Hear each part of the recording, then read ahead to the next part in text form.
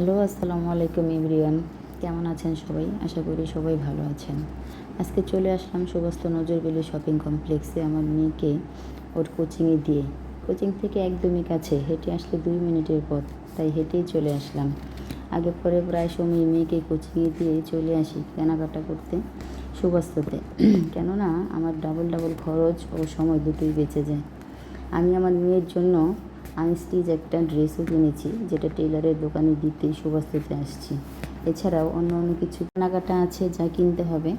ছোট ছোট জিনিসগুলো দেখে পছন্দ করে কেনাটা অনেক সময়ের ব্যাপার, যে সময়টা আজকে আমার হাতে নেই। কেননা আমার মেয়েকে কোচিংয়ে দিয়ে শপিং করতে এসেছি, সেটা আমার মাথায় রেখে যতটুকু পারি কেনাকাটা করব।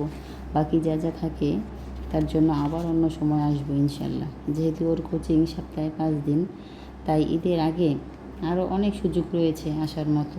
অন্যদিকে কোচিংয়ের সময়টাও অনেকটা আগায় দেওয়া হয়েছে। যেমন 4টার কোচিং শুরু হতো, এখন তা 2টা 10-এ শুরু হয়।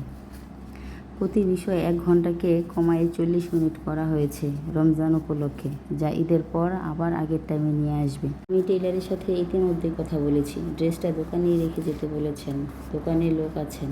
তাছাড়া বাসা থেকে আমি ড্রেসের মাপও নিয়ে এসেছি। গত 8-9 বছর যাবৎ আমি এই টেলার থেকেই ড্রেস বানাই। আমি কখনোই দ্বিতীয়বার ড্রেস ঠিক করাতে হয় না আমার, তাই রেগুলার পরার জামাগুলো আমি ওখান থেকেই বানাই। টেলারের দোকানের কাজ শেষ করে আমি চলে এলাম 4তলায়। আমার নতুন বাড়িতে নতুন এক ভাড়াটিয়ার একটা মেয়ে বেবি হয়েছে, বেবিটার জন্য একটা ড্রেস নিতে।